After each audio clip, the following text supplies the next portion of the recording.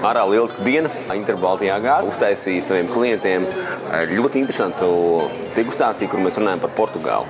Un sen jau vairāk nav tā, ka Portugāla ir slavena tikai ar portvīniem un savām vino verde. Uz doto brīdī viņi ir radījuši vairākus fantastiskus baltvīnus, sarkanvīnus, arī lieliski baudāms rosē, ko mēs šodien padzērām no vairākiem reģioniem, sākot ar klasisko vino verde, dodoties tālāk pa Douro ieleju un pamēģinot to, cik īstenībā liels potenciāls uz doto brīdi slēpjās Portugālē.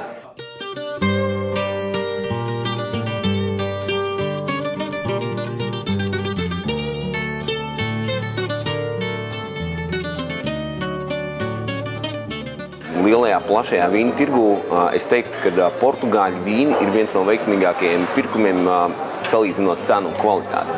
Tāpēc, ja gadījumā jūs vēlaties pamēģināt kaut ko jaunu, kaut ko interesantu, es domāju, ka viens no interesantākajiem un aizraujošākajiem variantiem, ar ko varētu sākt, ir Portugāles sarkanvīni. Un, ja mēs paskatāmies uz superslaveno reģionu, kas saucās Kolares, tā ir otra vienīgā vieta Eiropā, kur nekad nav bijusi filcvērs epidēmija. Līdz ar to tur vēl joprojām vīnogs tiek audzēts līdzīgi kā Mozolē uz klasiskajām Eiropas sakņu sistēmām. Un tur mēs varam runāt par savu veidu klasisko Eiropas garšu.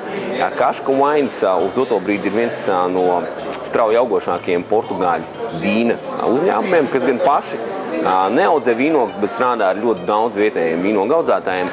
Līdz ar to viņiem ir iespēja izvēlēties viskvalitatīvākās ogas no saviem ražotājiem, lai radītu ļoti interesants, garšīgs un šādā laikā baudams baltvīns un sarkanvīns.